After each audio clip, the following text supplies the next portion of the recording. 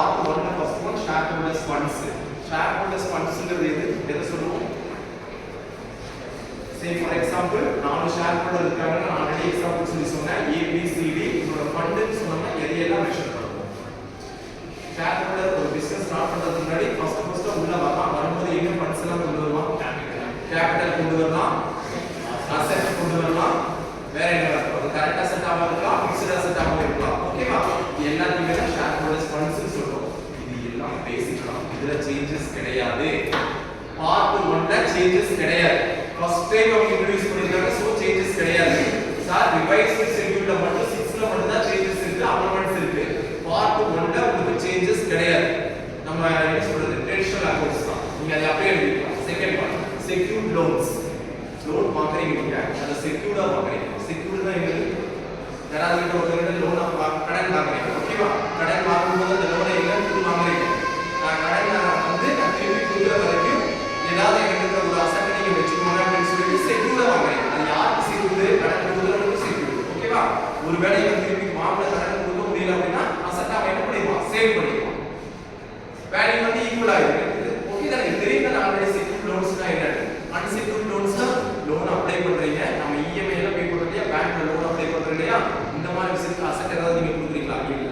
பேசிக் amount ஏதாவது ஒரு 10 lakhs அப்படின்னு பார்த்தீங்கன்னா 1 lakh நீங்க பே பண்றீங்க, பேலன்ஸ் 9 lakhs என்ன பண்ணுவீங்க? லோன் அப்ளை பண்றீங்க. அதாவது செக்யூரா இல்லாம லோன் அப்ளை பண்றீங்க. நம்ம என்ன பண்ணுவோம்? வெரிஃபிகேஷன் என்ன பண்ணுவோம்? Say for example car apply பண்றீங்க அப்படிங்க, கார் லோன் போடுறீங்க, ஒரு 2 lakhs எங்கிட்ட இருக்கு, காரோட ஒர்த் பாத்தீங்கன்னா 12 lakhs, பேலன்ஸ் 10 lakhs இருக்கு. 10 lakhs என்ன பண்ணுவீங்க? பேங்க் லோன் அப்ளை பண்றீங்க. அவன் எதுவுமே இல்ல, உங்களுக்கு ஏதாவது டாக்குமெண்ட் வாங்குறாங்க, எந்த டாக்குமெண்ட் வாங்க போறீங்க, எங்க ஒர்க் பண்றீங்க, ரைட்? ஓகே. மந்த்லி salary என்ன? salary certificate வாங்கலாம். வீடு எது? ஓன் ஹவுஸா இல்ல என்னங்கறத செக் பண்ணுவாங்க. இவ்வளவுதான்.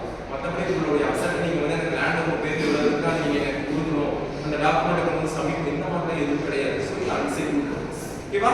இது எல்லாத்தையுமே இந்த எக்ஸாம்பிள்ல வந்து நெக்ஸ்ட் கரண்ட் லைபிலிட்டிஸ். இத ஆல்ரெடி டிஸ்கஸ் பண்ணதுதான். 11th ஸ்டாண்டர்ட்ல கரண்ட் லைபிலிட்டி என்ன, கரண்ட் லைபிலிட்டி சைடு என்னென்ன வருதுன்னு நல்லாவே தெரியும். திரும்ப நான் சொல்லிட்டு இருக்கேன், டிஸ்கஸ் பண்ணிட்டே இருக்கோம். கரண்ட் லைபிலிட்டி சைடுல ஒரு 10 இதுதான் இருக்கு. கரண்ட் அசெட்ல பேசிக் 10 தான் இருக்கு. இதை செஞ்சு மனப்பாடம் பண்ணிட்டு கரண்ட் அசெட்ல இதுதான் சார், கரண்ட் லைபிலிட்டி இதுதான். இதுல தான் என்ன சேஞ்சஸ் வராதுன்னு சொல்லி ஃபார்மேட்டா பார்த்து வச்சிருக்கேன். இதை வச்சு எக்ஸாம் முடியுது. ஓகேவா? எப்பவுமே இதுதான் ரிப்பீட் ஆக போகுது, வேற எதுவும் இல்ல. தியரினாலே இதுதான். Next one fixed asset. உங்களுக்கு தெரியும் எதெல்லாம் ஃபிக்ஸ்ட் அசெட்ங்கிறது தெரியும். அதை எழுதாம ஜஸ்ட் அதை கொஞ்சம் எக்ஸ்பிளைன் பண்ணி எழுதி. மிஷினரினா மிஷினரி, லேண்ட் மிஷினரி ஒரே மாதிரி இருக்காது. இல்ல மிஷினரிக்கு நீங்க டெப்ரிசியேஷன் போடுவீங்க, பட் லேண்ட் டெப்ரிசியேஷன் கால்குலேட் பண்ண முடியாது. கரெக்ட்டா? ஃபார் ஃபிக்ஸ்ட் அசெட்லே வேரியேஷன் வருது பாருங்க.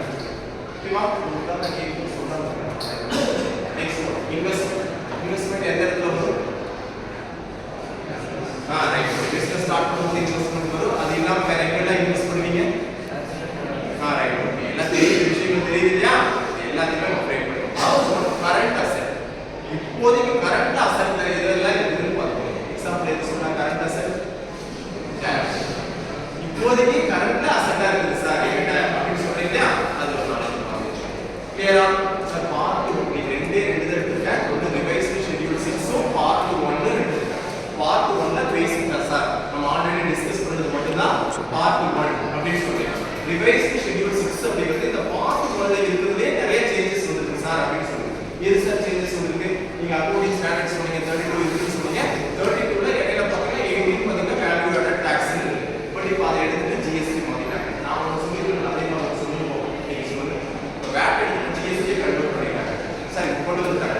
அதே மாதிரி வேற என்ன மாத்திருக்காங்கன்னு சொல்லுங்க. ஜர்னலாவே தான் இருக்கு. லெட்ஜராவே தான் இருக்கு. பர்ச்சேஸ் அதுல எந்த சேஞ்சஸ் இல்ல. பர்ச்சேஸ் ரிட்டர்ன் அப்படியே தான் இருக்கு. சேல்ஸ் ரிட்டர்ன் அது ஆப்போசிட் அப்படியே, பர்ச்சேஸ்க்கு அது அப்படியே தான் இருக்கு. வேற ஏதாவது கான்ட்ராக்ட் ரிட்டர்ன் ஏதாவது மாத்தி கொண்டு வந்திருக்காங்களா? பேங்க்ல ஏதாவது மாத்திருக்காங்களா? பேங்க்ல ஏதாவது மாத்திருக்காங்களான்னு கேக்குறேன்.